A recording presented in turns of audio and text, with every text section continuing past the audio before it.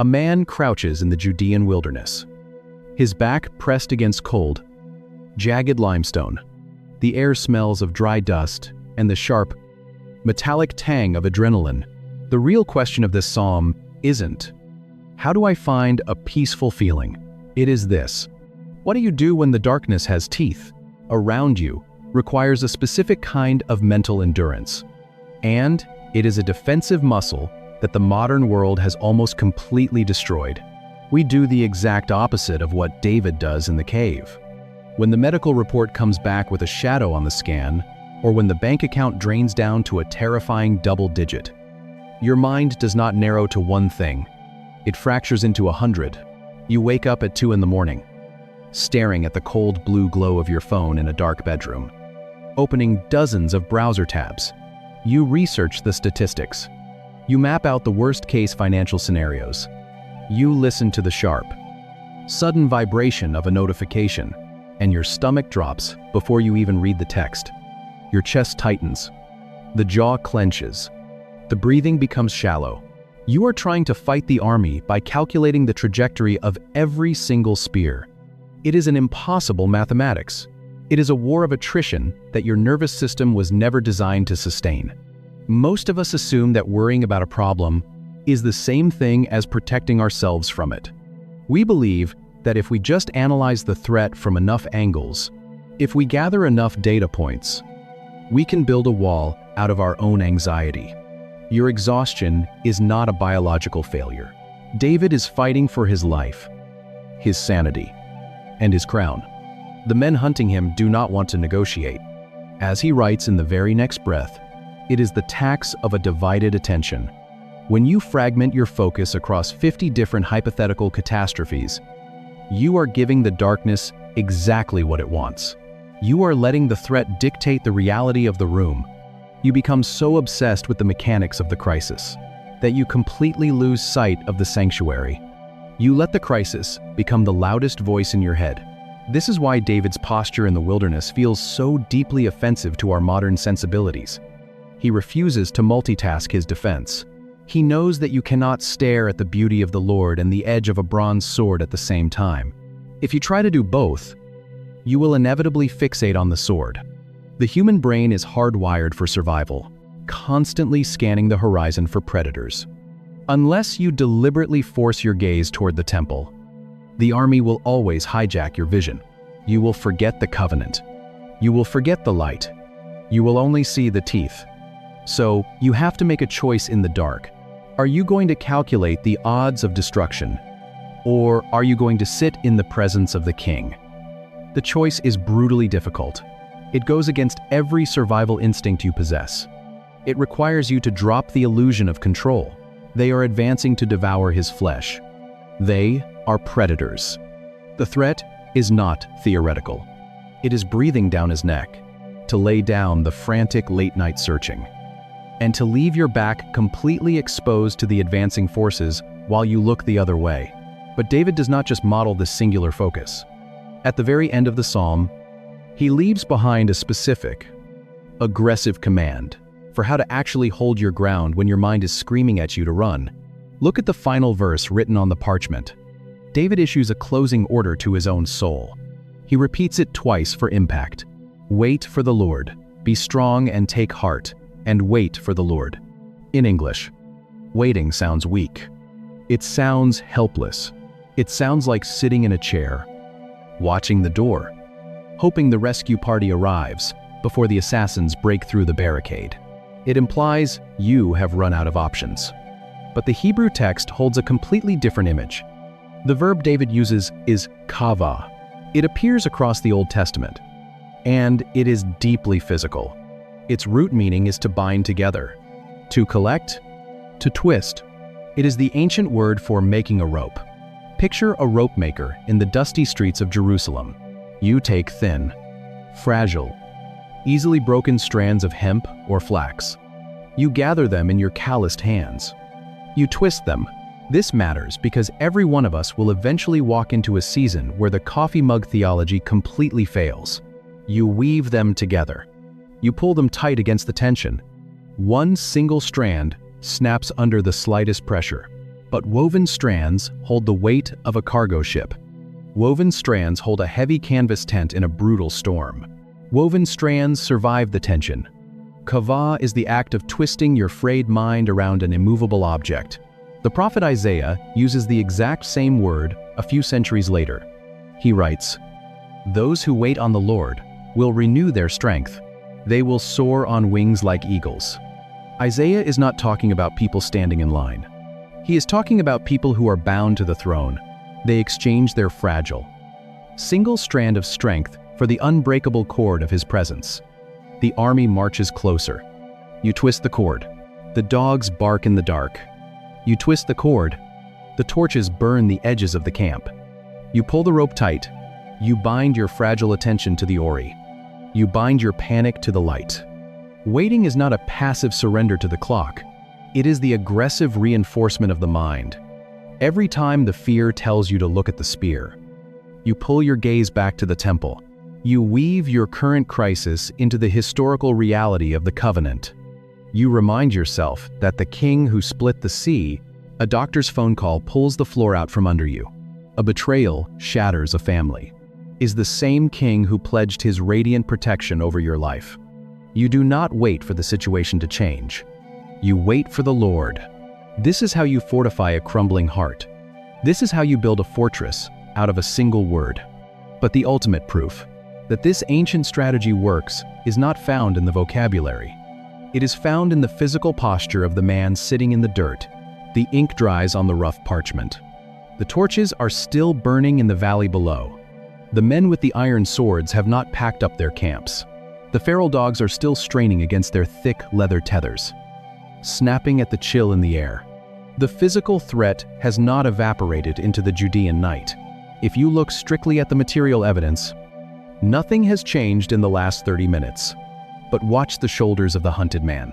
Watch the white-knuckle grip on the bronze hilt of his sword slowly begin to loosen. Watch his breathing. It was ragged and shallow, catching high in the chest. Now it is slow, steady, pulling in the dry dust of the cave without a single trace of panic. David lifts his chin in the dark. Look at the audacity of verse 6. "Then my head will be exalted above the enemies who surround me." He does not say the enemies have fled. He explicitly notes that they are still surrounding him. The perimeter is still tight. The weapons are still drawn. A wave of panic.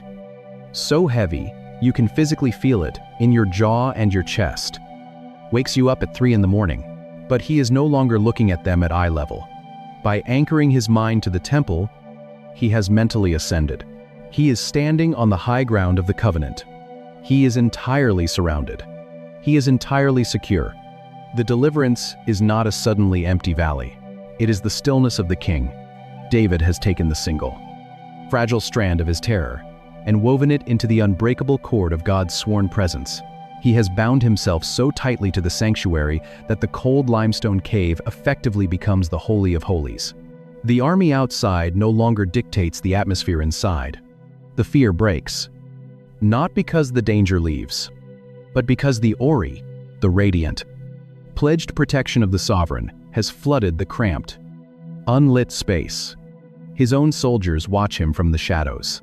They see a fugitive who, just an hour ago, was staring down his own execution.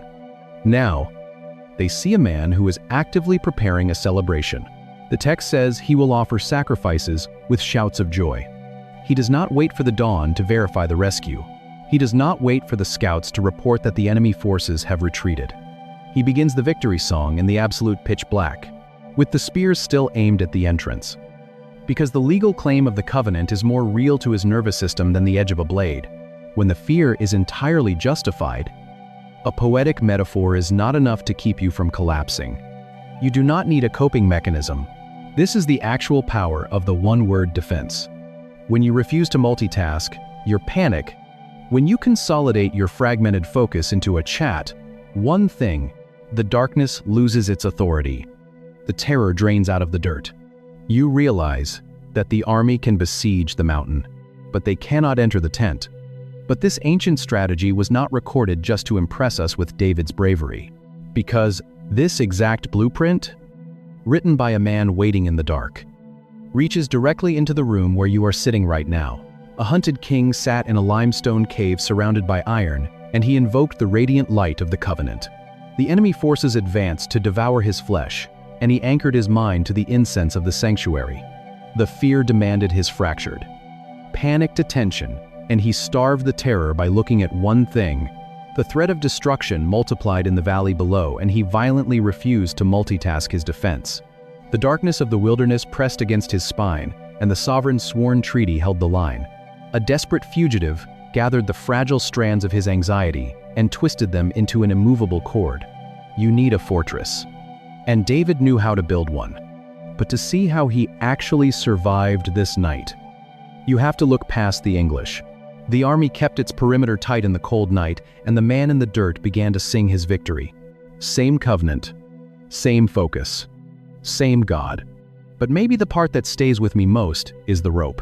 Cuva, not a passive waiting room, not a man cowering in the corner, holding his breath, hoping the danger simply passes by. A man actively taking the frayed, snapping threads of his own terror and twisting them into the heavy, unbreakable cord of the king's presence, the deliberate, exhausting work of holding the line in the dark. If you are in a season where the perimeter is shrinking, where the medical reports, or the financial realities, or the late-night panic attacks feel like an army marching right up to your doorstep, if you are exhausted from trying to calculate the trajectory of every single spear, if your mind is pulled apart trying to analyze every possible disaster, Ahat. One thing, the king does not ask you to out-strategize the chaos. He does not ask you to fight the army on their own terms. He invites you into the tent. If this opens something in you, subscribe. Leave a comment. Even one word helps. Share this with someone who is completely exhausted from fighting their own battles in the dark. Pray for us as we keep digging into these. Translation of the very first verse. Because the specific word he uses for light holds a secret that changes everything. Ancient texts. And may the God who pledged his radiant protection over a hunted man in a cave walk with you through your own wilderness and hold your frayed edges together until the morning finally breaks. Read verses 2 and 3 of the text without the soft glow of a Sunday school lesson. He is not wearing royal robes. He is not safe. You can hear the distant, rhythmic clatter of bronze and iron, the shouts of men closing the perimeter. When the wicked advance against me to devour my flesh, when my enemies and my foes attack me, they will stumble and fall, though an army besiege me. My heart will not fear, though war break out against me. Even then I will be confident. Look at the escalation. The threat does not stay static. It multiplies. It begins with the wicked, a general term for those with malicious intent. Then it becomes my enemies and my foes, people he knows. Perhaps men who used to sit at his table, men who know his habits and his hiding places. Finally, it swells into an army and a full-scale war. The verbs David chooses are violently physical. He does not say they are coming to insult him or ruin his reputation. He says they are coming to devour his flesh. The Hebrew phrasing here is akal basar. It is the language of predators. It is the image of a lion tearing into a gazelle, or feral dogs circling a wounded animal. You can almost smell the hot breath of the beast and hear the sickening sound of teeth tearing into muscle. We have completely sanitized David's life. We prefer the shepherd boy with the slingshot or the glorious king in the palace. We forget the decades in between. The darkness is absolute. The kind of thick blackness that makes you strain your eyes until they ache.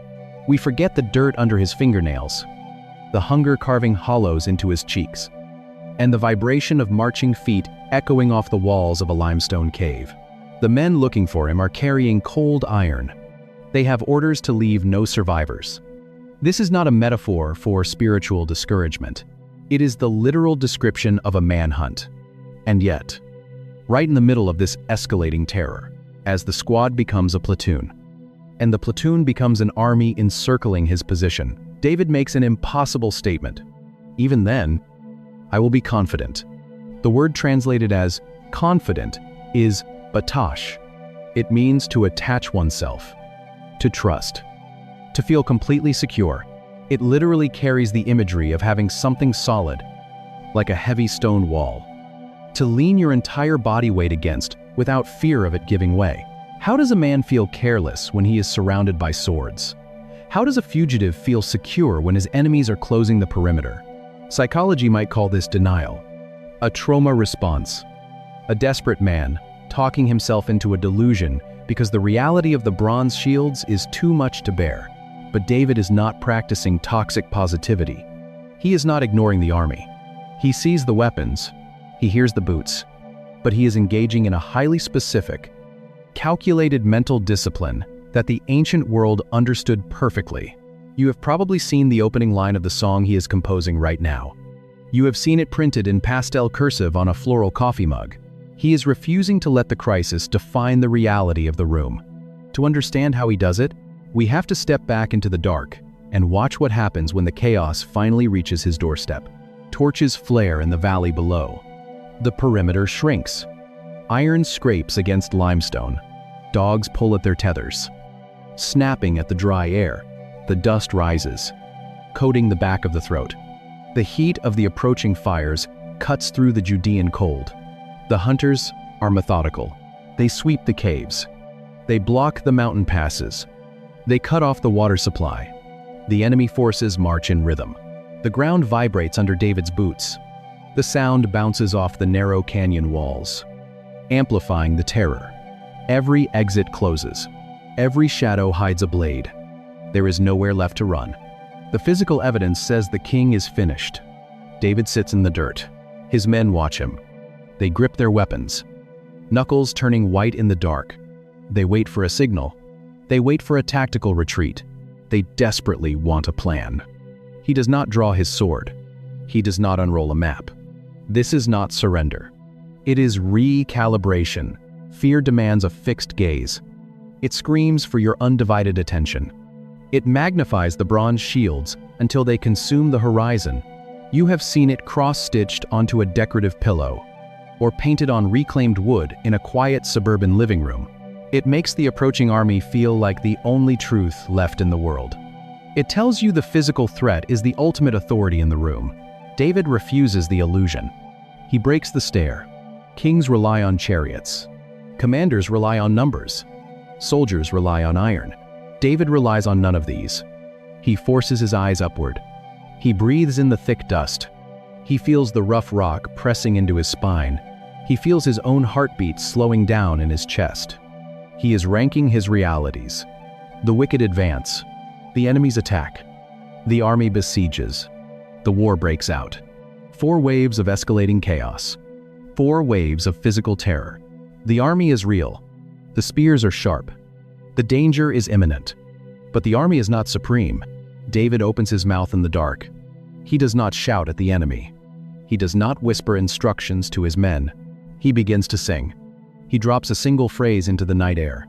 And right there, the entire balance of power shifts, because the very first word out of his mouth is not a request for a campfire. It is not a poetic metaphor for a sunny day. It is a legal term. It is a blood oath wrapped in a single Hebrew syllable. And it changes exactly who is hunting whom. The Lord is my light and my salvation. Whom shall I fear? Most people assume this is a poem of serene tranquility. Psalm 27 opens with a declaration that sounds almost delicate in our modern translations. Before David mentions the approaching army, before he acknowledges the iron weapons or the feral dogs or the suffocating darkness of the cave, he writes a single foundational sentence: "The Lord is my light and my salvation."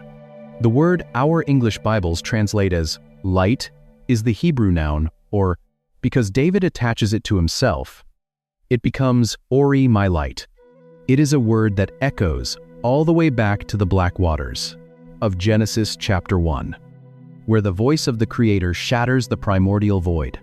But in the ancient Near East, the concept of light carried a specific political and legal weight that we have almost completely lost. In the Bronze Age treaties between high kings and their vassal states, light was not a reference to photons or good weather. It was the technical, diplomatic term for a sovereign's favor. To walk in the king's light meant you carried his royal seal. his pledged presence, and his sworn military protection. You see the exact same imagery used in the ancient priestly blessing of Numbers chapter 6. The priests are instructed to raise their hands and declare over the camp, "The Lord make his face shine upon you." That shining face, that radiant light.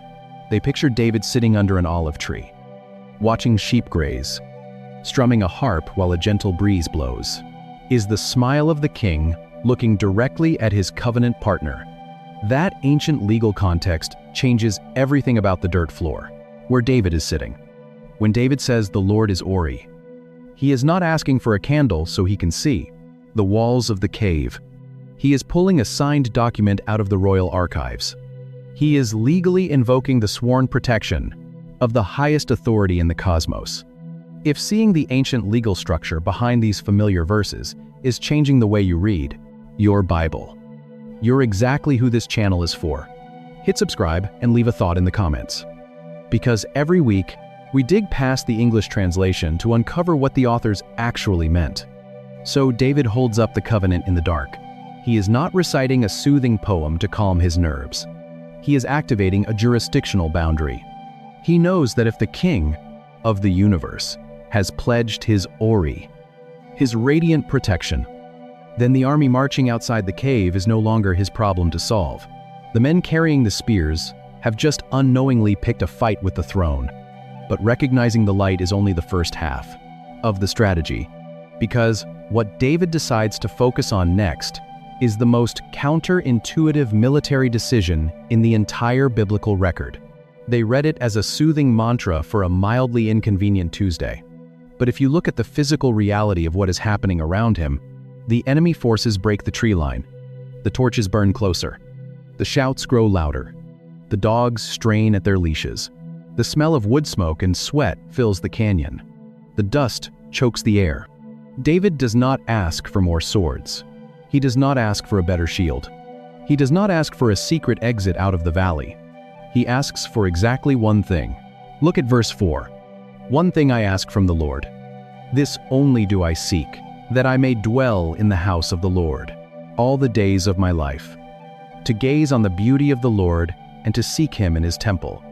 The Hebrew word is achat, one, single, unified, undivided.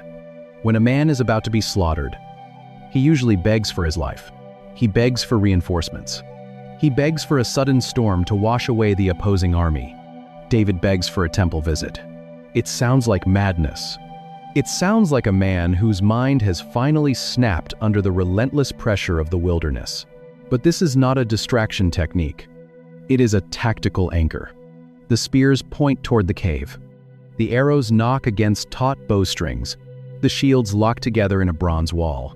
The iron scrapes against the rock. The adrenaline screams at David to fight or run. When the ink hits the parchment, that reading completely shatters. This is not a lullaby. It is a war room strategy. His pulse tugs in his temples. David looks past the bronze. He looks past the fire. He looks past the blood in the dirt. He fixes his mind on the tent. He pictures the tabernacle. He smells the thick smoke of burning frankincense mixing with myrrh. He sees the heavy blue and purple linen curtains. He hears the quiet, deliberate steps of the priests. He anchors his entire consciousness to the one place, on earth, where the chaos of the manhunt cannot penetrate. He is not hiding from the battle. He is changing the location of the war. He knows that if the enemy can fragment his focus, they have already won. If they can make him look at the spears, he will panic. If they can make him look at the sheer numbers of the army, his courage will collapse. Fear requires a scattered mind. It feeds on divided attention. It demands that you calculate 10 different escape routes and imagine 20 different worst-case scenarios simultaneously. So David starves the fear. He gathers every fractured piece of his attention. He pulls it away from the mouth of the cave. He pulls it away from the approaching hunters. He pulls it away from the cold limestone pressing into his spine. He forces it all into a chat. One thing, but holding that singular focus while the world is literally burning down,